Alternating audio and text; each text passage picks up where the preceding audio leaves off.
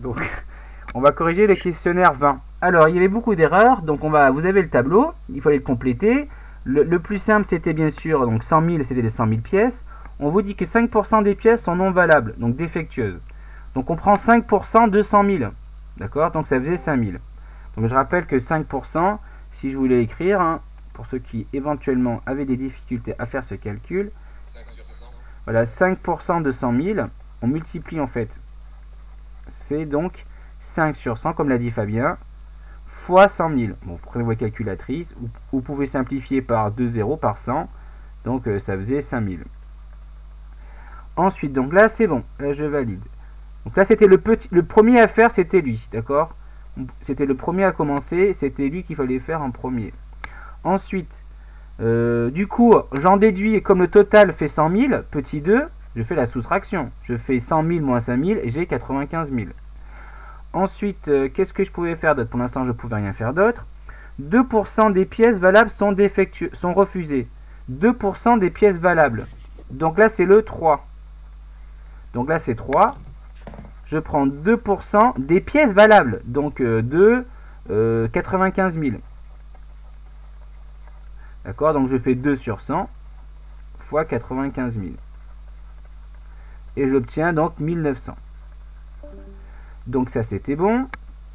Mais une fois que j'avais les pièces les pièces refusées, j'avais les pièces acceptées, je faisais une soustraction, je faisais 95 000 moins 1900, ce qui a été fait là. Ensuite, qu'est-ce que je pouvais faire? 20% des pièces non valables sont refusées. 20% des pièces non valables. Alors, 20%... Alors là, ici, c'est les pièces non valables. Et 20% sont refusées. Donc, ça va être ici 5. D'accord? Donc là, j'ai 5. Je fais 20% des pièces non valables. Donc, de 5000. Donc, je vais décaler pour la capture d'écran. Donc, de 5000... ici, et ça faisait donc 20 sur 100 fois 5000. Et on trouvait donc 1000. Alors il y a un problème de 0, je crois. Souvent, il y a des gens qui avaient mis 100 ici. Donc une fois que j'ai ça, donc je peux calculer le total des pièces refusées, ça fait 6. Une fois que j'ai 6, je peux trouver le total des pièces acceptées, donc là j'ai 7. Et une fois que j'ai 7, je peux voir les pièces, parmi les pièces acceptées, les pièces qui sont non valables, donc ça me fait 8. Voilà dans l'ordre dans lequel il fallait calculer. Je vais mettre pause. On prend une pièce au hasard parmi les 100 000 et quelle est la probabilité que cette pièce soit acceptée? Ben, je regarde la probabilité, donc je vais calculer, donc c'est forcément sur 100 000. Pourquoi c'est la gomme? Hop, sur 100 000. Je prends une pièce au hasard, donc c'est sur les 100 000 pièces. Et je regarde quelle est la probabilité qu'elle soit acceptée. Donc combien y a-t-il de pièces acceptées sur le total? Ben, les pièces acceptées, en fait, c'est ici, c'est la dernière ligne, c'est 97 100. Donc là, j'écris 97 100. Et après, je pouvais simplifier, donc par 100, d'accord, ça me faisait 971 sur 100. Non, sur 1000, pardon, ok. Donc ça faisait à peu près, donc si je divise par 10, ça fait 97,1%. Ok? Est-ce que c'est bon pour tout le monde? Oui. Alors, ensuite... Non, t'es pas obligé, mais je l'ai mis. On n'est pas obligé. Ensuite, question suivante. Là, il y avait risque de l'acheteur, risque du vendeur. Merci Solène. Risque de l'acheteur. Donc ici, on va prendre le risque de l'acheteur. On va commencer par le risque de l'acheteur.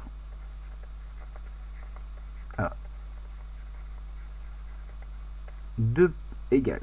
Alors, ici, le risque de l'acheteur est la probabilité d'avoir une pièce non valable alors qu'elle a été acceptée.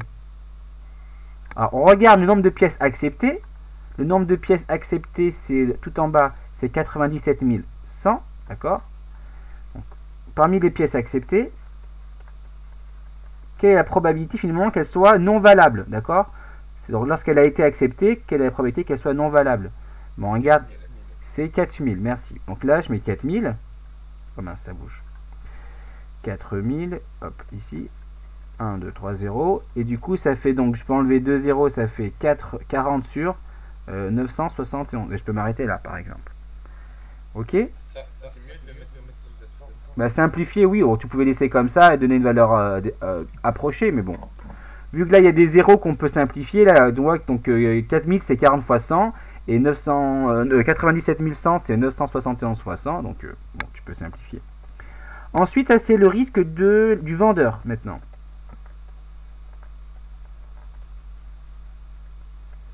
Le risque du vendeur est la probabilité d'avoir une pièce valable alors qu'elle est refusée. Donc, je prends une pièce refusée. Il y en a combien des pièces refusées? 1900. Non, il y en a 2900, t'as raison, pardon. 2900. Et il y en a 1900 Et il y en a 1900 qui qui sont valables. sont valables. Voilà, merci. Donc je regarde pour 1000 valables, c'est en bout de tableau. Il n'y en a pas 1900 qui sont valables. Si. Ah oui, parmi celles qui sont... Ah oui, 1900, pardon, c'est je regarde au bon endroit. Donc là on voit qu'il y a 2 zéros, ça veut dire qu'on peut simplifier par 100. 19 fois 100 et 29 fois 100. Et voilà. Capture d'écran. Exercice suivant. La P de S. Donc en fait, P de S, ça va donc être égal. Tous les cas possibles, on va mettre sur combien? Tous les cas possibles, pas de S. Oui, non mais pour tous les cas possibles. C'est pas ça qui réalise S, mais il y a combien de cas possibles? Il y en a 100, voilà. Et les cas qui réalisent S, il y en a Il y en a 40. 40, c'est là, ici, ok? Ça c'est pour le petit a. Donc là, on va mettre 40, voilà. Donc on pouvait mettre aussi donc 40%. On pouvait mettre aussi 4 sur 10, ce qui faisait 0,4, c'est comme on veut. Ou alors 40%. Ok, ça va pour tout le monde? Ensuite, je vais le décaler ici, comme ça j'ai un peu plus de place. La P de T bar. Donc pareil toujours, là j'aurais pu mettre égal ici. P de T bar, 25 sur 100. c'est toujours sur 100, parce que c'est tous les cas possibles. Et ceux qui réalisent T bar, c'est ici. Ça c'est le petit b qui va m'aider. Et donc ça va être 25. Et donc là c'est 25%, ça fait un quart. C'est-à-dire 0,25 ou alors 25%. On peut mettre toutes ces possibilités là, toutes ces réponses là. Maintenant, la probabilité de P de S inter C. Donc ça veut dire ça c'est un S, voilà, S et T. On est toujours sur 100, c'est tous les cas possibles. Mais quels sont les cas qui réalisent S et T? Ah, oui, ok, c'est 30. Voilà, S et T, un truc qui est à la fois que S et T, c'est que ici. Donc là c'est 30. Donc là c'était le petit C ici. Donc ça faisait 30%, 0,3 ou alors 30%, c'est comme vous voulez. Ah, c'est pas difficile. Oui, voilà, des fois vous cherchez compliqué. Et l'erreur qui a eu le plus, c'est pour le dernier que je vais rapprocher pour faire une seule capture d'écran. Hop, j'ai Moi j'avais mis 115 sur 200. J'avais pris le total de T et le total de S. Et quand j'ai vu que ça pouvait pas être sur 100, j'ai mis sur 200. Ah bah ouais, non, mais ça marche pas comme ça les maths. Voilà.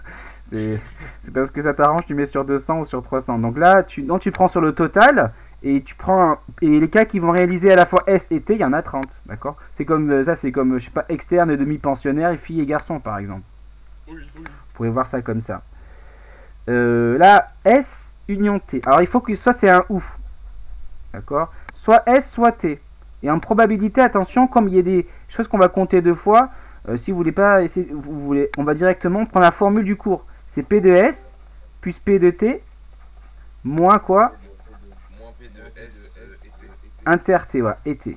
Mais du coup, on a tout calculé. Bon, P de S, on l'a au-dessus, on l'a ici. P de S, c'est 0,4. Admettons, je mets ça. Plus P de T. 0,25. T, c'est donc... non, T, c'est 75 sur 100. 75 sur 100. Parce que T, je rappelle que donc là, je peux écrire hein, ici. P de T, c'est...